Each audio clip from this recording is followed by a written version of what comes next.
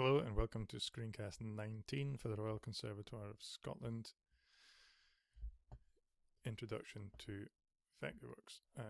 You'll notice I said we were carrying on. I've got rid of that first S and done a V so I can demo a couple of the dimensioning tools. That's the only reason. So just to show you what I did, I went back into the design layer and I've done a single V, drew that V there. And then that means that looking back into the sheet layer again, all the viewports which are looking at that design layer have all changed, and they've all changed the scale. So that's the only thing I changed. Went back, did a V, and now everything is updated. One of the good things about using viewports is that they are live. It's not like a snapshot, it's not a camera, it's more like a live camera back into the design layer. So any changes I make in the design layer are pulled through into the technical drawing in the sheet layer. So one of the things I tend to do, I'm not sure if it's the right thing to do, but I'll demo the first thing wrong so that you can see what not to do. So we're going to be looking at these constrained linear dimensions we've got in the basic tool palette. Now you must have Spotlight. We went back that in one of the very first screencasts to make sure that Spotlight was on. If you don't see the dimension, these 4 dimension tools here, it's because you're not in the right workspace. Tools, workspaces, Spotlight. Okay, and that puts these dimension tools here. There is a dimensions and notes tool set here, which has the same tools in it, constrained linear dimensions, and then lots of other kind of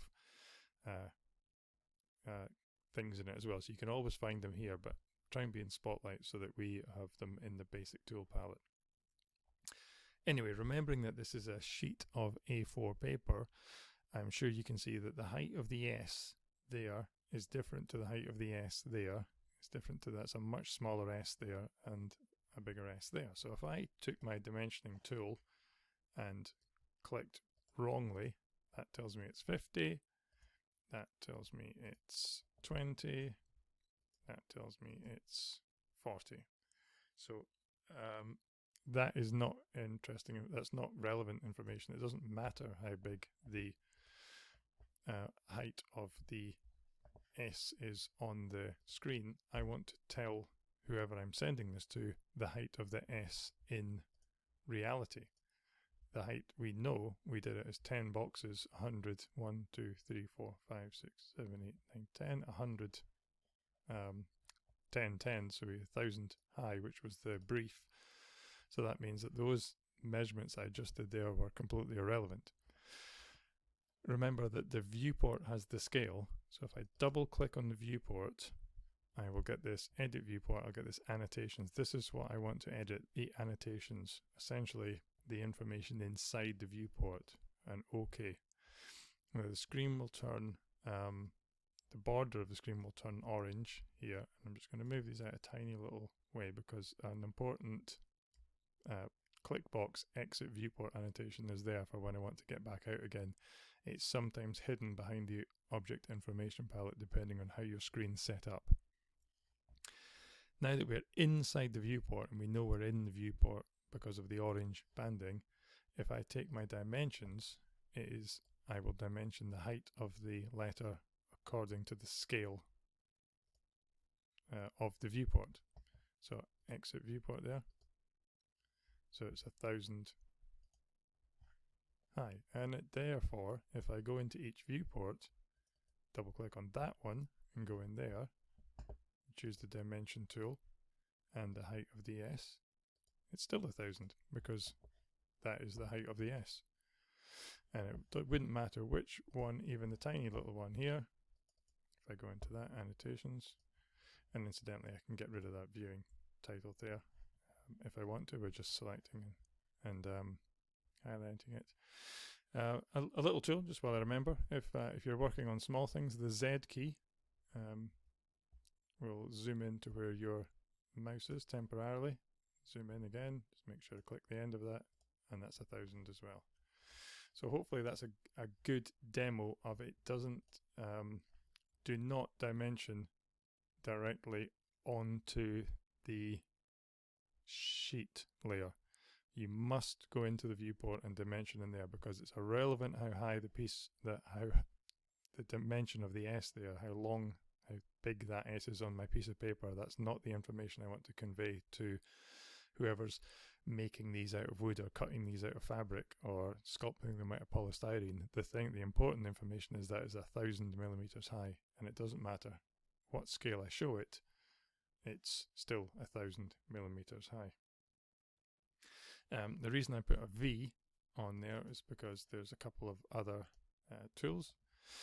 So there's a constrained dimension. If I wanted to measure the length of that internal line there, and I choose the constrained dimension tool, what will happen is it will measure, it's just hidden behind the thing there, it will measure the height from the top to the bottom. So that's like the wrong side of the triangle. If you imagine a right angled triangle coming down there, that would be the vertical side. That's not the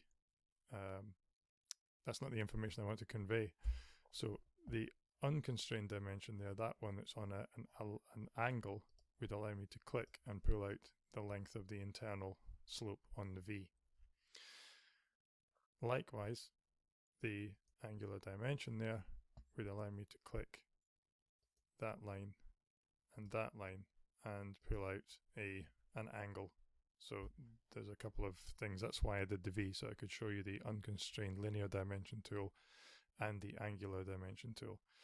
And remember, way back in the early screencasts, we did document settings and units and made sure our angle degrees precision was 0, so that we don't get a 39.76 or whatever, nonsense of fractions of a degree.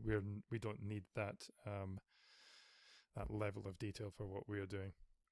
So we also have radial dimensions here for if you have letters with circles cut out of them, you can do radial dimensions or dimensioning of circles there, and an arc length dimension tool there. Have a play with it depending on what letters you have. I'm not going to go and do new letters. What I am going to do is go back to the linear dimension tool and show you the modes, a couple of modes within there. Well, just the first 3 really. So the first one is a singular dimension that we did. The next one is a chain dimension, which is kind of quite useful. So we'll use that in another tutorial coming up, but I'm just going to show you it just now. So the chain dimension, I click, again making sure I'm in the viewport, set the distance away from the letter, and then all I need to do is click and keep clicking, and then when I'm finished I double click, and that will give me a series of dimensions, which are chain dimensions. So that's quite useful. I'm going to delete that. I'm going to just maybe get rid of that drawing title there. Just select and get rid of it to make space for demoing the baseline dimension. So the baseline dimension will be a similar thing. Click the first dimension you want to do, set the distance it's going to be set away, and then what this is, will measure each time I click, rather than it being a chain, is measuring the distance from the baseline which I just set, and run out of space there. So if you are measuring objects up stage of a setting line or off stage of a center line or something like that, that's quite a useful tool. So play with those two, get the sequence. Chain 1 again, I'll just do it again. Click, define the space. Where do you want it to sit? And then click. When you're the last one, double click, and that will set the distances out. There's lots of variable information or editable information in the object info. The dimension standards, it's the way things look. So if you change that, you get a different look. You get these little arrows. You can have a look and see what you like. These are called witness lines, the ones that come away, so you can not see the witness lines if you don't want, if that's a neater way of doing it. Text styles and all sorts of other things. So have a little play around with there and have a look and see what is the right way of dimensioning for your drawings. So what I want you to do is to dimension up your drawing, your name. I want to see some angle dimensions. If you don't have any, then make something up. Do a V or something like that that has angles. Do an O or a P or something like that, and do make sure you try the radial dimension, try an angle dimension, a linear dimension, chain and baseline, and make sure you do all those things, remembering to be within the viewport. If you have numbers here which don't look like 200s, 400s and thousands, it means that you're not in the viewport. So be very careful with that, but always, always, always dimension in the viewport. That's the golden rule. We'll see you in the next one.